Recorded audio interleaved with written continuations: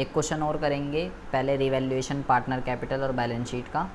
इसमें क्योंकि पेमेंट ये अच्छा क्वेश्चन है, उसके बाद हम लोन अकाउंट बनाना सीखेंगे।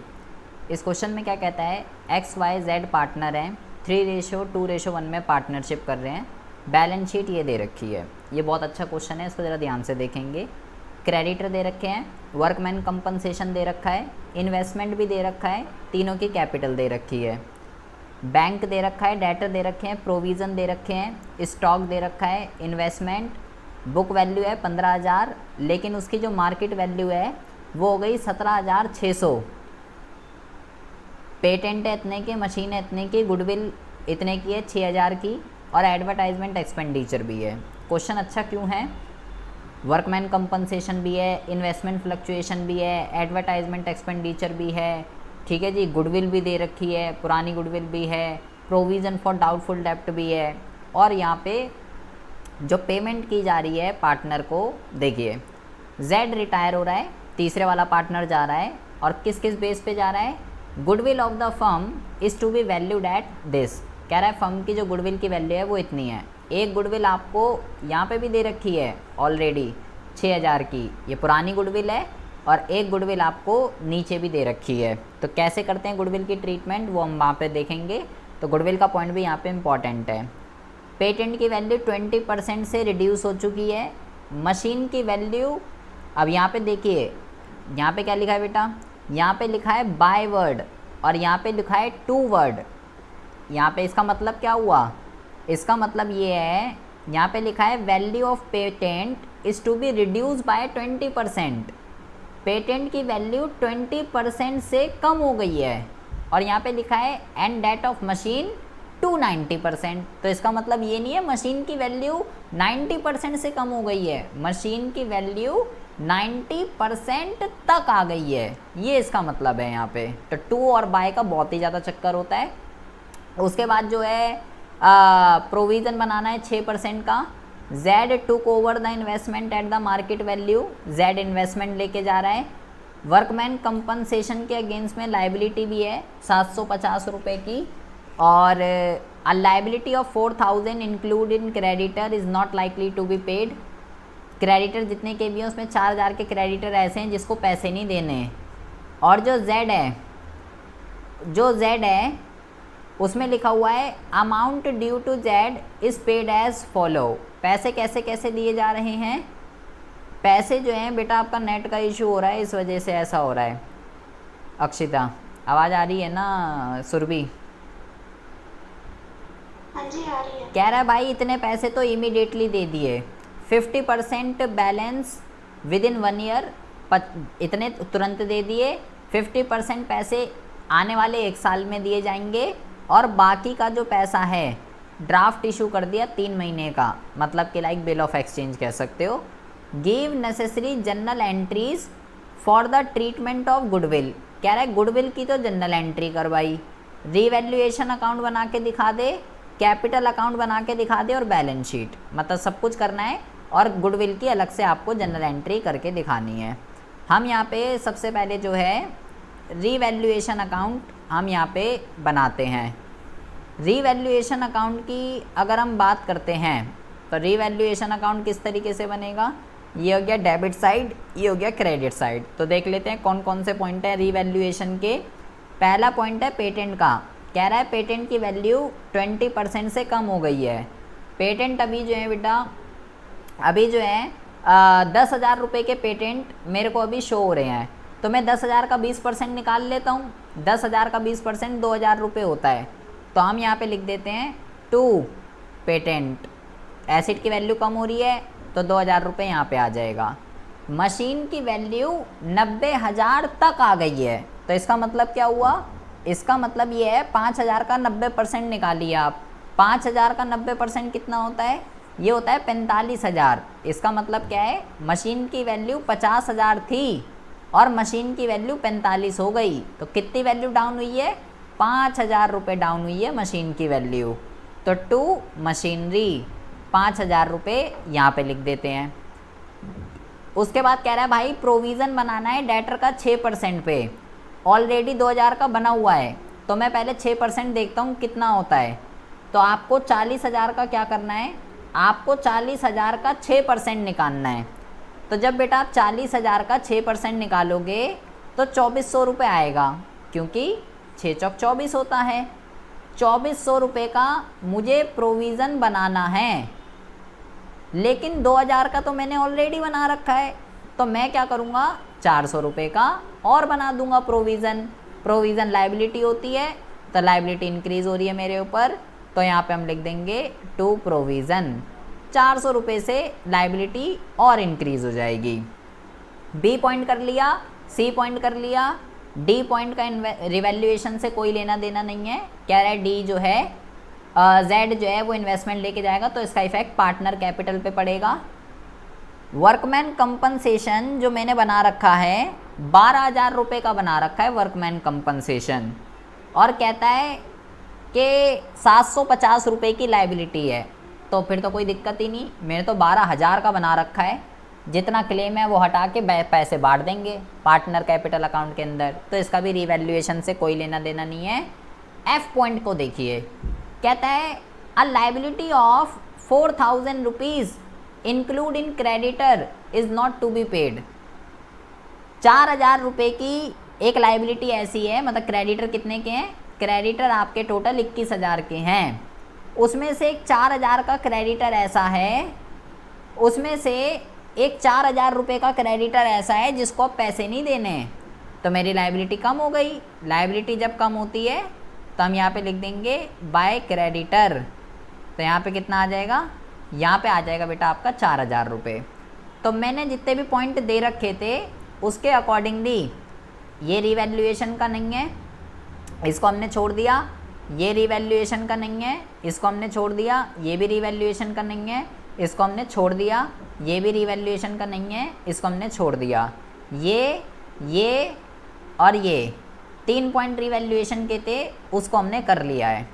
बट बेटा ऐसा नहीं है कि नीचे आपको जितने भी पॉइंट दे रखे हैं केवल वही रिवैल्यूएशन का होगा, कुछ चीज़ें हिडन एडजस्टमेंट भी होती हैं, जैसे कि लाइक हमारे क्वेश्चन में ये इन्वेस्टमेंट है, इन्वेस्टमेंट 15,000 की थी और इन्वेस्टमेंट की वैल्यू 17,600 रुपये की हो गई। मैंने IFR भी बना रखा है 6,000 का।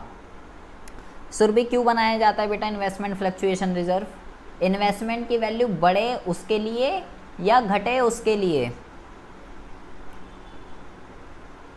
रिपीट करना है क्वेश्चन। इन्वेस्टमेंट फ्लक्चुएशन बनाने का ऑब्जेक्ट क्या है, क्यों बनाया जाता है। इन्वेस्टमेंट जब कम होगी ना उसके वो कवर करने के लिए।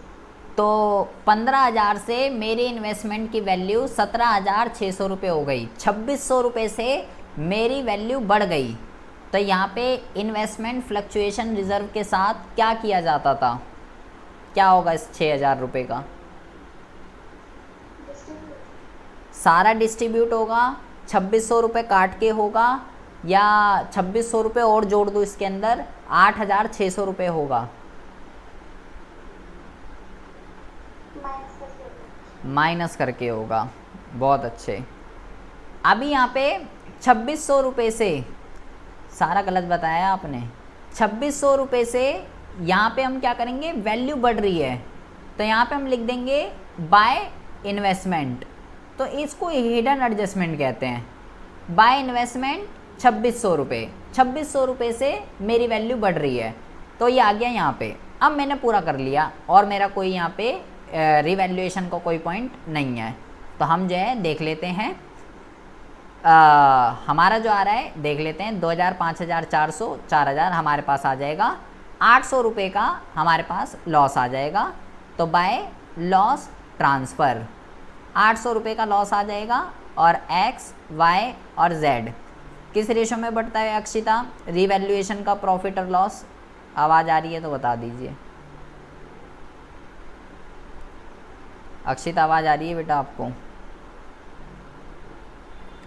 आपको क्या करना है, इस रिवैल्यूएशन के लॉस को ओल्ड रेशो में बांट देना है, तो 3, 4, 5, 6, 3 डिवाइडेड बाई 6, 400 रुपये जो है इसको मिल जाएंगे, और 2/6 इसको कितना मिल जाएगा, 400, 266 मिल जाएगा इसको, 267 इसको मिल जाएगा, और 133 रुपीज़ इसको मिल जाएगा। ये आपका रिवैल्यूएशन अकाउंट पूरा हो चुका है 7,400 रुपये। यहाँ पे हम लिख देते हैं 7,400, यहाँ पे हम लिख देते हैं 7,400। ये हमारा जो है पूरा हो गया है।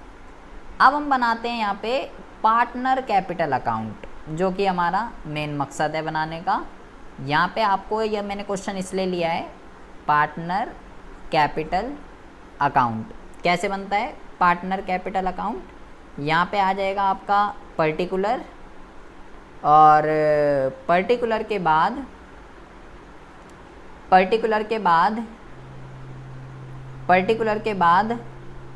XYZ 3 पार्टनर हैं, X, Y और Z, ये 3 यहाँ पे आ गए। अगेन हम यहाँ पे लिख देते हैं पर्टिकुलर, और उसके बाद जो है पर्टिकुलर के बाद ये आ गया पर्टिकुलर, यहाँ पे आ जाएगा X, यहाँ पे आ जाएगा Y और यहाँ पे आ जाएगा Z। बहुत ही ज़्यादा ध्यान से सुनेंगे एक एक चीज़ को कैसे कैसे करना है। सबसे पहले आपको यहाँ पे क्या करना है, पार्टनर कैपिटल अकाउंट कैसे बनाते हैं। सबसे पहले बेटा यहाँ पे हम डालते हैं by balance BD, opening capital इसको कहते हैं। कहाँ से आती है, ये रहा 68 32 21, 68 32 21, तीनों की हमने ओपनिंग कैपिटल डाल दी। उसके बाद क्या करते हैं, जो रीवैल्यूएशन का लॉस हुआ था उसको भी हम ट्रांसफ़र कर देते हैं।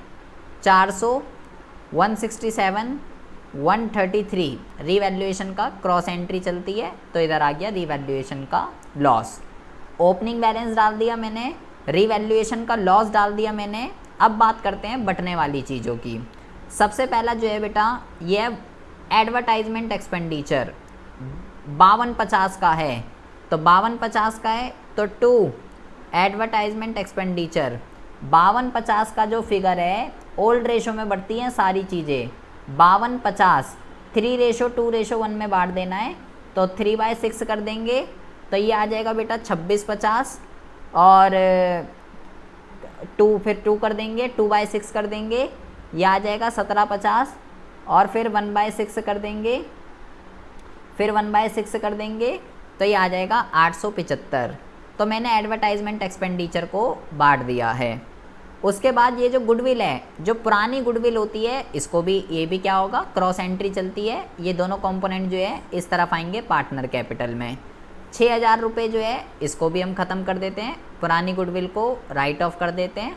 6000 रुपये को हमें क्या करना है, 3:2:1 में बांट देना है, तो 6000 3/6, 3000 इसके आ जाएंगे, और उसके बाद जो है 2000 इसके आ जाएंगे, और 1000 इसके आ जाएंगे।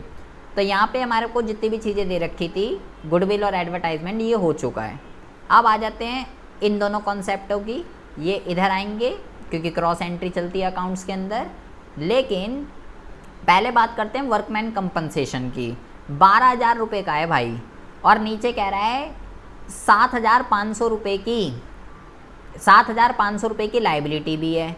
तो मेरे को डिस्ट्रीब्यूट केवल कितना करना है, वर्कमैन कंपनसेशन रिजर्व मेरे को 12,000 तो था, लेकिन 12,000 में से पहले आपको माइनस करने हैं, आपको पहले माइनस करने हैं जितना भी क्लेम है, 750 रुपये घटाने पड़ेंगे। केवल 11,250 रुपये डिस्ट्रीब्यूट करने हैं। किस रेशो में, 3:2:1 में। तो जब आप इसको डिस्ट्रीब्यूट करेंगे तो ये आ जाएगा बेटा आपका 5625 जो है, 5625 जो है इसको मिल जाएगा, 3750 जो है इसको मिल जाएगा, और 1875 जो है इसको मिल जाएगा। क्लेम के पैसे हटा के बाकी जितना था सब कर दिया है। अब बात करते हैं बेटा इन्वेस्टमेंट की। इन्वेस्टमेंट फ्लक्चुएशन रिज़र्व 6,000 रुपये का है। इन्वेस्टमेंट फ्लक्चुएशन रिज़र्व बनाने का मकसद ये है कि जब मेरी इन्वेस्टमेंट की वैल्यू डाउन हो रही है, मार्केट वैल्यू, तो जो भी लॉस होगा उसको कवर करने के लिए बनाया जाता है। मेरे सिनेरियो में डाउन नहीं हो रही, मेरे सिनेरियो में तो पूरी की पूरी बढ़ रही है, तो मेरे को तो फ़ायदा हो रहा है। घटी तो है नहीं मेरी, 15,000 थी और उसकी मार्केट वैल्यू 17,600 हो गई। मेरा बनाने का ऑब्जेक्ट है डाउन, अब वैल्यू तो अप हो गई, तो जो 6,000 रुपये का जो IFR बनाया है पूरा का पूरा डिस्ट्रीब्यूट हो जाएगा, क्योंकि उसका तो कोई यूज़ ही नहीं हुआ। डाउन के लिए बनाया जाता है, वैल्यू अप हो रही है। तो मैं क्या करूँगा, पूरा का पूरा 6,000 रुपये डिस्ट्रीब्यूट कर देते हैं, 3,000, 2,000, 1,000। तो बैलेंस शीट के अंदर दोनों रिजर्व थे बांट दिया है, गुडविल और एडवर्टाइजमेंट को भी ख़त्म कर दिया है। ओपनिंग बैलेंस डाल दिया, रीवैल्यूएशन का कर दिया, बैलेंस शीट में जितनी बटने वाली चीज़ें थी वो कर दी। अब आ जाते हैं मुद्दे की बात, जो कि है गुडविल। गुडविल की ट्रीटमेंट किस तरीके से की जाती है। रेशो जो थी 3:2:1 थी, और ये जा रहा है, Z जा रहा है, रेशो भी नहीं दे रखी, तो रेशो क्या बची 3:2। आपको क्या करना है, हम गुडविल यहाँ पे कर लेते हैं कि कितना पैसा बन रहा है Z का। गुडविल की जो वैल्यू आपको दे रखी है, जो पुरानी गुडविल होती है बैलेंस शीट के अंदर, जो ऊपर वाली थी ये वाली, उसको तो हम ख़त्म करते हैं। ये जो 6,000 रुपये थी इसको हमने ख़त्म कर दिया है, और ये जो नीचे नई वाली दे रखी होती है ये गुडविल की कैलकुलेशन के लिए दे रखी होती है। तो Z का कितना पैसा बन रहा है वो हम यहाँ पे निकाल लेते हैं।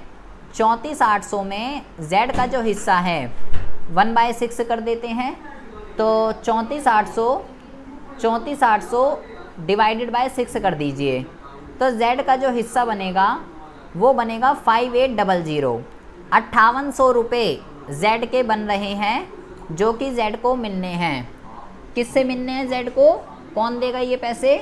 ये पैसे जो है आप X और Y देंगे, किस रेशो में देंगे, गेनिंग रेशो में। गेनिंग रेशो क्या है यहाँ पे 3:2 है, क्योंकि कुछ क्वेश्चन में बताया ही नहीं गया। ओल्ड जो थी न्यू के न्यू, ये X और Y किस रेशो में साझेदार हैं कुछ बताया नहीं गया, तो भाई ओल्ड ही गेन है, तो जो 3:2 है वही हो जाएगा काम हमारा।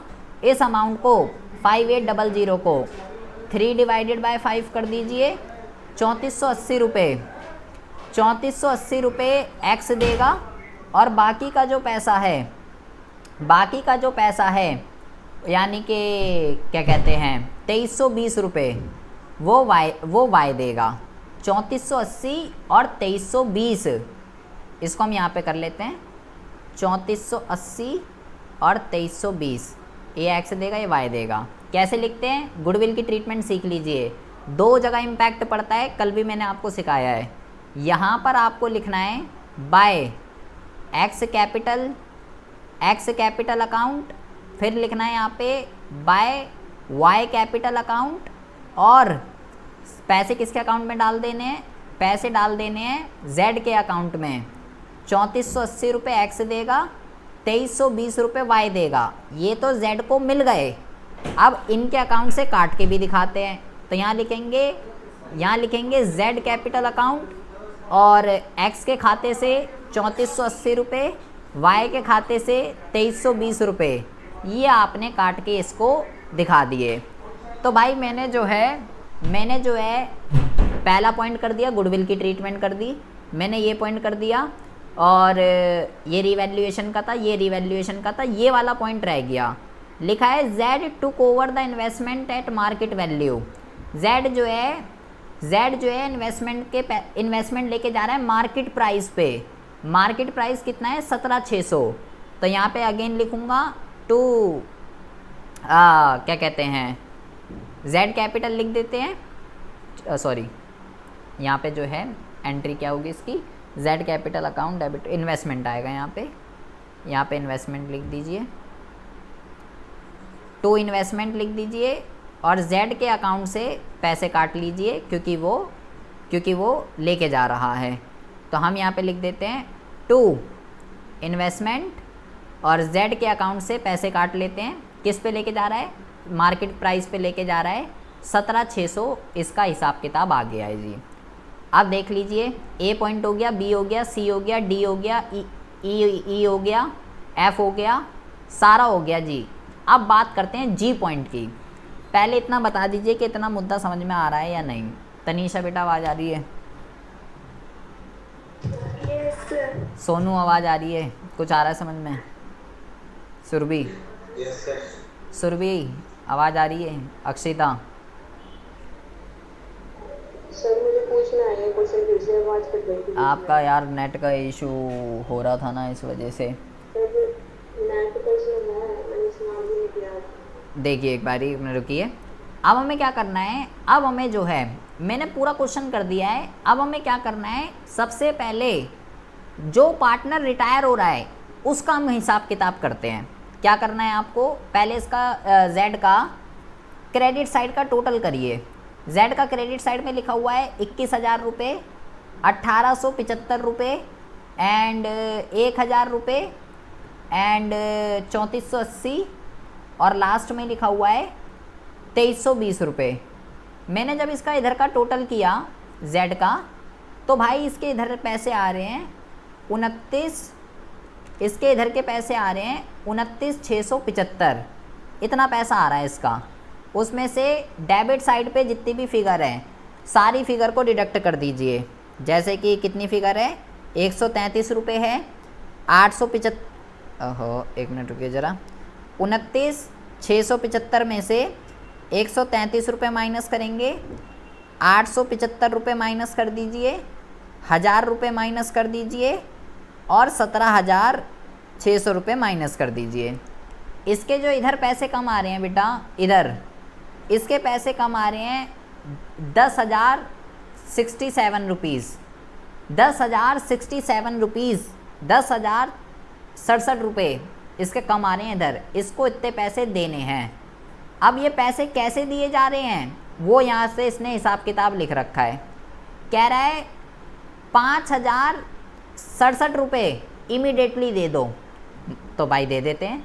इतना बन रहा है, कह रहा है 5,067 रुपीज़ इमीडिएटली दे दो, तो हम यहाँ पे लिख देते हैं टू बैंक और बैंक में देके 5,067 रुपीज़ इमीडिएटली दे दो। ये क्वेश्चन मैं इसलिए करा रहा हूँ क्योंकि 3 तरीके से पैसे जा रहा था और ऊपर भी अच्छे अच्छे कंपोनेंट थे। तो ये पैसा इमीडिएटली दे दिया, जो पैसा इमीडिएटली दे दिया बैलेंस शीट में देखेंगे बैंक है या कैश है उसके अकॉर्डिंगली लिख देते हैं। कह रहा है 50% पैसा आने वाले 1 साल में देंगे, तो बेटा इतना बन रहा था 10,066 रुपये, 5,066 रुपये दे दिया, तो कितना पैसा बचा, 5,000 रुपये बचा है बेटा। इसका 50% कह रहा है, जो 5,000 बचे वो 50% आने वाले 1 साल में देंगे, तो उसको क्या करेंगे, उसको जेड के लोन अकाउंट में डाल देंगे भाई। कितना पैसा, 2,500 रुपये। और कह रहा है बाकी का जो पैसा है balance bye draft for 3 month, और बाकी के जो 2,500 रुपये बचे उसका ड्राफ्ट बना दीजिए 3 महीने का। तो ड्राफ्ट का मतलब होता है बिल ऑफ एक्सचेंज, तो यहाँ पे हम लिख देंगे 2 बिल ऑफ एक्सचेंज लिख दीजिए, और बाकी का जो 2,500 है उसका यहाँ कर दीजिए बेटा हिसाब किताब। तो उसका जब जितना देखो पैसे कैसे गए, उसको पैसों का हिसाब किताब देखिए उसका। इतना तुरंत दे दिया, जो पैसा 1 साल बाद जाएगा उसके लोन अकाउंट में डाल दिया, और बाकी का 3 महीने का बिल बना दिया। इसका हिसाब किताब यहाँ ख़त्म कर देते हैं, 29,675 इसका काम हो गया बेटा। अब बात करते हैं एक्स और वाई की, उसकी बैलेंसिंग करनी है। इधर का टोटल करके एक्स और वाई वाले डिडक्ट कर देते हैं, तो हम देख लेते हैं कितना आ रहा है। 67,120 यहाँ पे हम कर देते हैं इसका टू बैलेंस सी डी।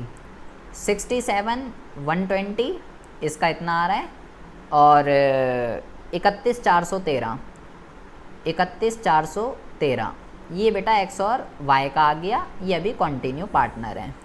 ये मेरा पार्टनर कैपिटल अकाउंट पूरा बन चुका है।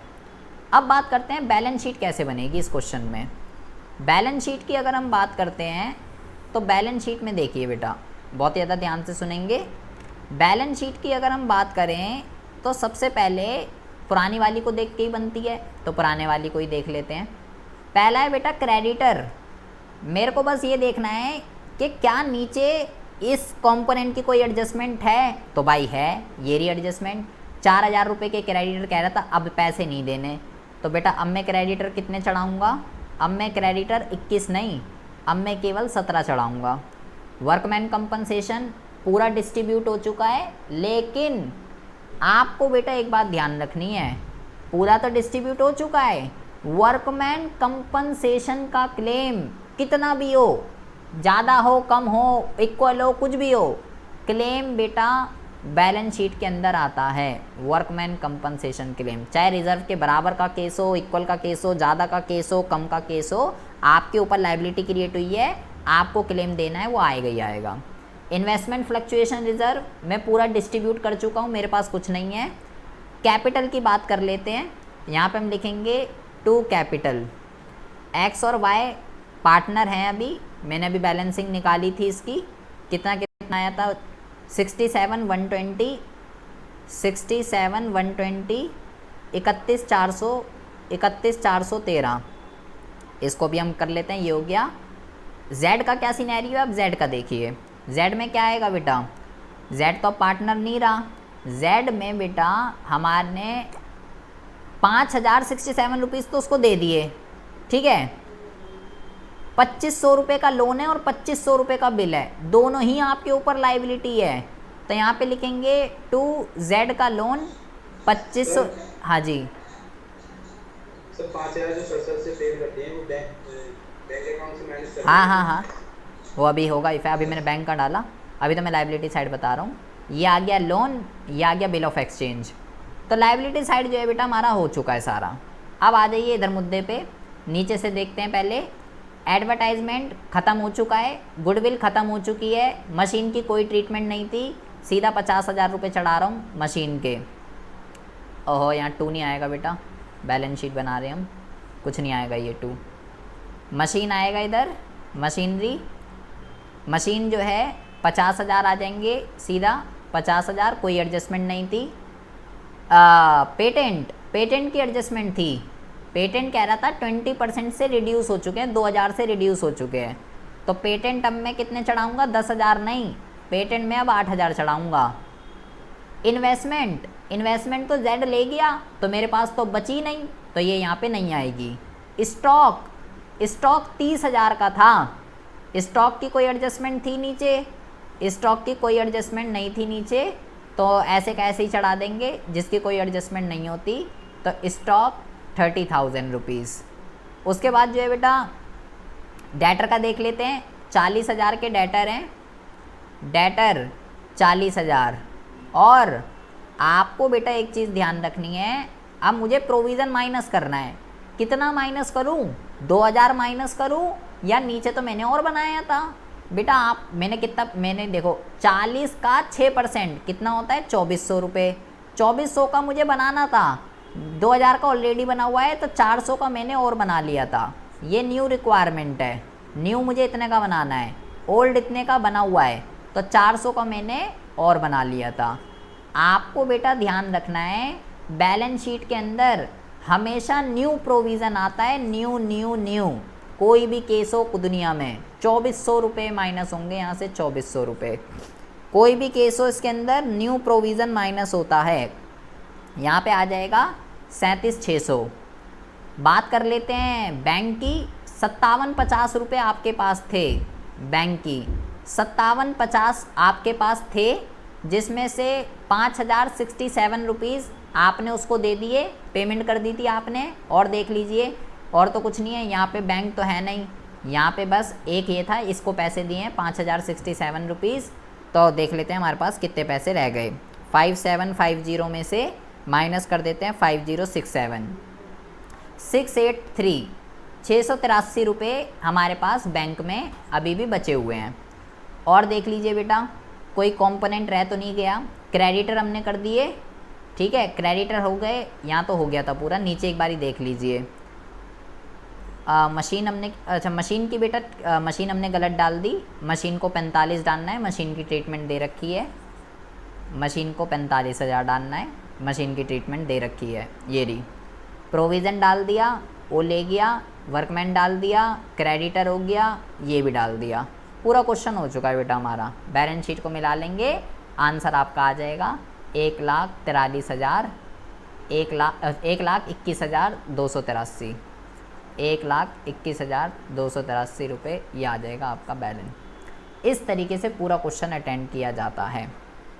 आ रहा है कुछ समझ में, क्या नाम है। क्वेश्चन में कहता है कि एक्स, वाई और जेड पार्टनर हैं, इक्वल के साझेदार हैं, और वाई जो है रिटायर हो रहा है फर्म से। After adjustment his capital account, उसका सारा एडजस्टमेंट करने के बाद उसके जो पैसे बन रहे हैं ना, एक मिनट रुको जरा, इसको भी आने दो।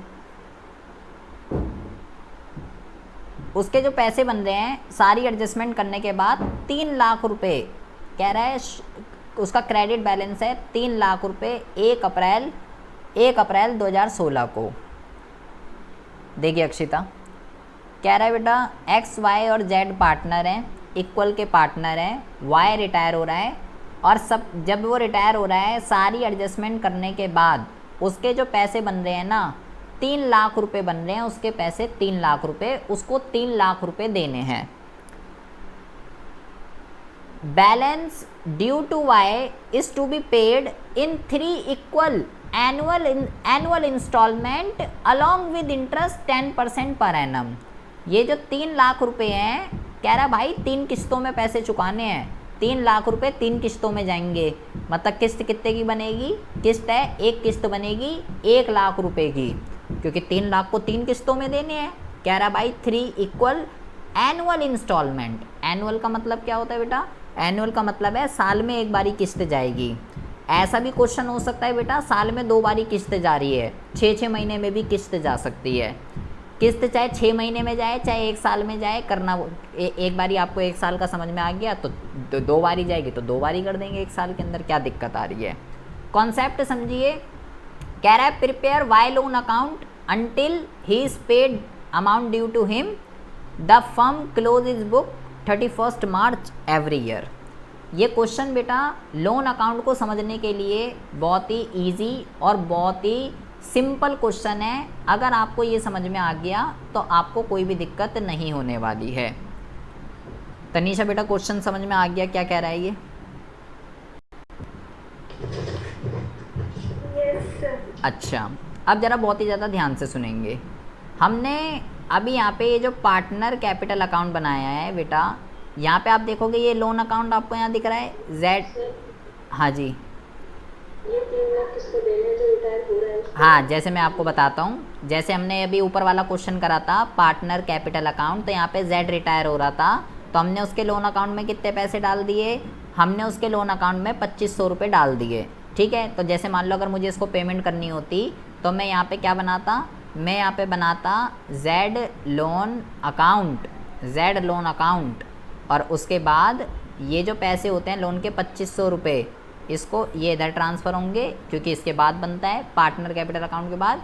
और किसके हैं ये, तो मैं यहाँ पे लिखता बाय जेड कैपिटल अकाउंट और कितने पैसे 2500 रुपये। ठीक है, ऐसे आता है यहाँ पर। तो ये अमाउंट कैसे आया है ये समझाने के लिए मैंने बोला। हमारे केस में क्या है, अब आ जाइए मुद्दे पे। 3 पार्टनर हैं एक्स वाई जेड और वाई रिटायर हो रहा है। ठीक है, तो उसका सारा हिसाब किताब जैसे हमारे क्वेश्चन में 2500 रुपये आ रहा है तो ये सारा हिसाब किताब कर रखा है, सारी एडजस्टमेंट हो चुकी है। वाई को 3 लाख रुपए देने हैं जी, 3 लाख। तो बेटा एक एक चीज़ बहुत ही ज़्यादा ध्यान से समझेंगे।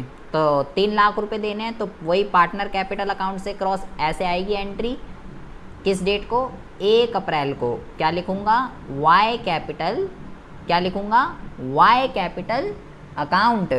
ठीक है जी, और कितने पैसे आ गए, पैसे आ गए 3 लाख रुपए, 3 लाख रुपए। बहुत ही ज़्यादा ध्यान से सुनेंगे। 1 अप्रैल को मेरा फाइनेंशियल ईयर शुरू होता है, 31 मार्च को ख़त्म हो रहा है, क्वेश्चन में बताया गया है। बेटा साल में एक बारी किस्त जा रही है तो इंटरेस्ट आपको जो पे करना है और किस्त जो पे करनी है 31 तारीख को करनी है। ठीक है, तो कैसे करते हैं देखिए, आपको कितना % इंटरेस्ट देना है, 10% का इंटरेस्ट देना है, 10% का। तो बेटा इंटरेस्ट किस पे लगाते हैं, आपके ऊपर जितना अमाउंट ड्यू होता है। तो अभी तो मेरे ऊपर पूरा का पूरा 3 लाख रुपए ड्यू है, 3 लाख का 10% मैं लगाऊंगा, 10 से 10 30,000 रुपये, 30,000 रुपये इंटरेस्ट के बन रहे हैं। तो हम डेट मैटर करती है बेटा, डेट का बहुत ज़्यादा चक्कर है। जब साल में एक बारी किस्त जाएगी तो जो इंटरेस्ट है और जो किस्त है 31 मार्च को जाएगी, 31 मार्च को। तो मैंने डेट डाली 31 मार्च को और क्या लिखा, bye interest on loan, 3 lakh का 10% लगाया, 30,000 रुपये। इस एंट्री को कहते हैं ये इंटरेस्ट ड्यू की एंट्री है। ड्यू की एंट्री मतलब कि 30, अभी मैंने कैलकुलेट करा है 30,000 रुपये देने हैं, दिए नहीं हैं अभी, देने हैं। मैंने कैलकुलेट कर लिया 30,000 रुपये देने हैं। अच्छा जी ठीक है, 30,000 रुपये देने हैं। अब फिर क्या करते हैं, इधर कैलकुलेट कर दिया, इसको ड्यू की एंट्री कहते हैं, और उसके बाद फिर पे करते हैं। पे कैसे करते हैं, पे करते हैं 31 तारीख को किस्त जाएगी, 31 को ही ड्यू होता है और 31 को ही पे होगा। पे कैसे करना है, 3 लाख की 3 किस्तों में जाने थे पैसे, तो किस्त कितने की बनी थी, 1 लाख रुपए की। तो 1 लाख की तो बेटा किस्त हो गई और 30,000 रुपये का ब्याज हो गया। तो पहली किस्त जो जाएगी कितने रुपए की जाएगी, 1,30,000 रुपये की। ये किस चीज़ की है, ये है पेड की, ये पेड कर दिए मैंने पैसे, 1 लाख किस्त के और 30,000 ब्याज के। ये किसका था, ये केवल इंटरेस्ट ड्यू की एंट्री थी कि हमारा कितना ब्याज बन रहा है इस साल का। तो पहले कैलकुलेट करते हैं, इधर पहले कैलकुलेट करते हैं राइट साइड और फिर लेफ्ट साइड उसको पे करते हैं। तो मैंने 1,30,000 रुपये दे दिए। फिर बेटा बैलेंसिंग करते हैं, कितना पैसा रह गया पेंडिंग में, 2 लाख रुपये रह गया, और ये अमाउंट हमारा पहले वाले साल में ये अमाउंट हमारा जो है इक्वल हो गया भाई, 3,30,000, 3,30,000, 2 लाख रुपये बाय बैलेंस CD, 2 लाख रुपये अभी मेरा बचा हुआ है। अच्छा जी ठीक है, अब क्या करते हैं, अब अगले साल ये जो क्लोजिंग बैलेंस है, अगले साल ये ओपनिंग बनेगा। किस डेट को बनेगा, 1 अप्रैल 2017 को। क्लोजिंग कब हुई है, 31 मार्च 2017 को क्लोजिंग हुई है। तो 31 के बाद क्या आएगा, अगले दिन 1 अप्रैल आएगा। तो भाई 1 अप्रैल को जो पिछले साल का क्लोजिंग होता है वो अगले साल का ओपनिंग होता है। ओपनिंग को लिखते हैं बाय बैलेंस BD। 2 लाख रुपये आ गए जी, 2 लाख रुपये अभी भी मेरे ऊपर पेंडिंग है।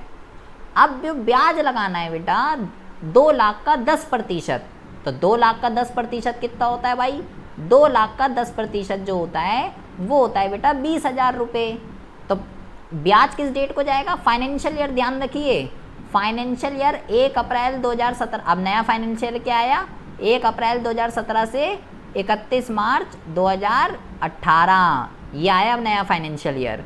तो डेट का बहुत ज़्यादा चक्कर है यहाँ पे। तो इंटरेस्ट ड्यू और इंटरेस्ट पेड की एंट्री किस डेट को करनी है, 31 मार्च 2018 को करनी है।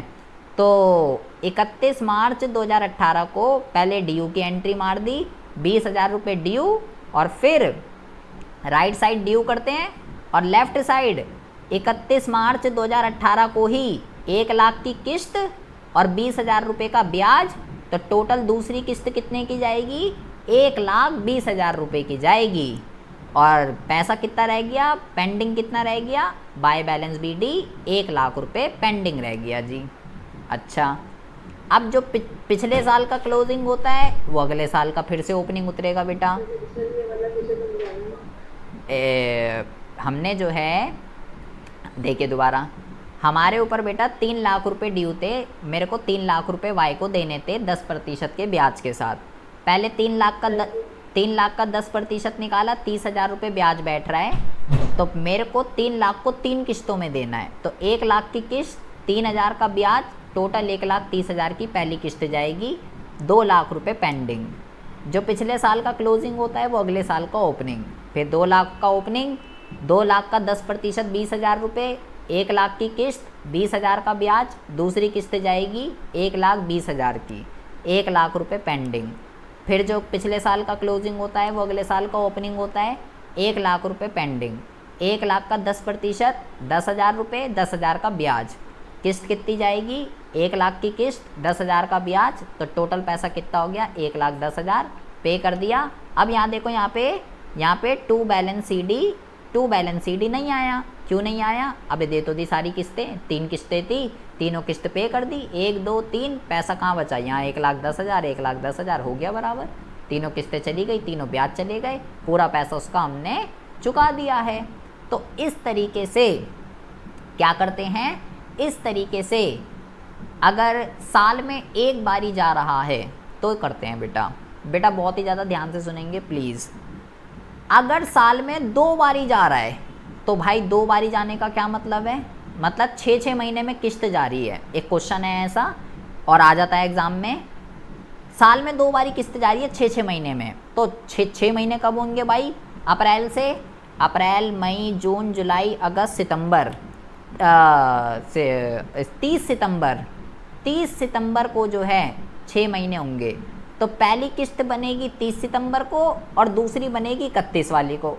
तो यही सीन करना है, लेकिन डेट यहाँ पे क्या आ जाएगी, पहले 30 सितंबर तक का ब्याज कैलकुलेट करेंगे 6 महीने का, 6 महीने का, फिर 6 महीने की किस्त जाएगी, फिर 6 महीने का इंटरेस्ट कैलकुलेट करेंगे और फिर 6 महीने की किस्त जाएगी। यही काम जो हमने यहाँ एक बारी करा है, यही काम आपको 2 बारी करना पड़ेगा उस क्वेश्चन में। और ब्याज जो है 1 साल का नहीं, ब्याज आपको 6 महीने का कैलकुलेट करना है।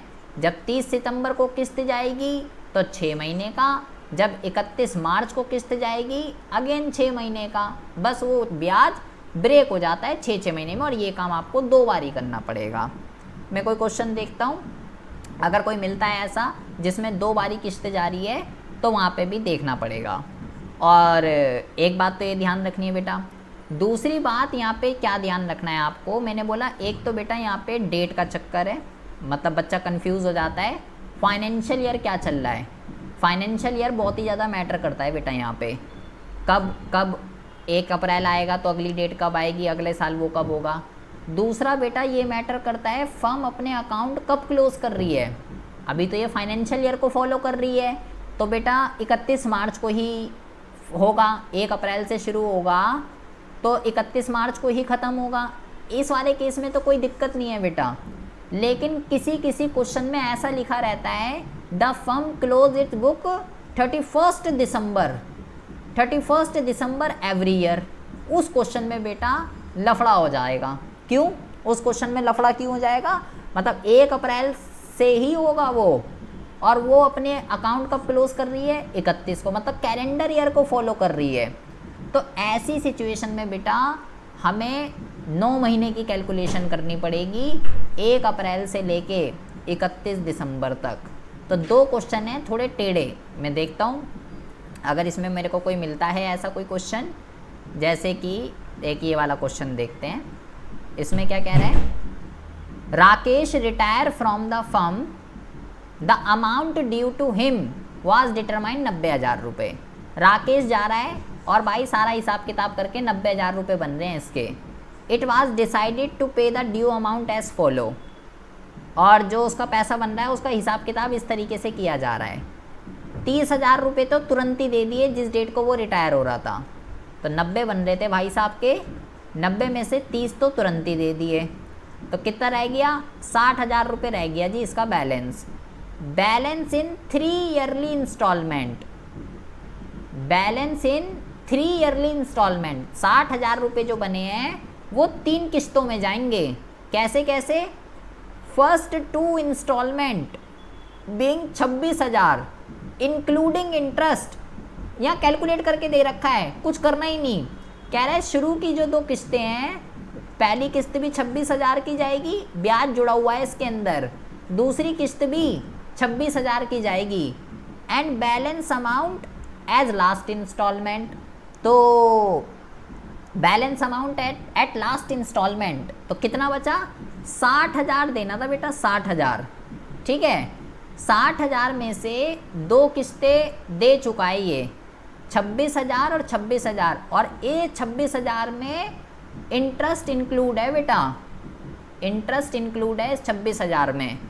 तो आपको पहले ये समझना है बेटा कि बैलेंस इन 3 ईयरली इंस्टॉलमेंट, 60,000 रुपये जो बचे थे ना, 60,000 3 किस्तों में पैसा जाएगा, तो किस्त कितने की बनेगी, किस्त बनेगी 20,000 रुपये की, 20,000 की एक किस्त बनेगी, ठीक है।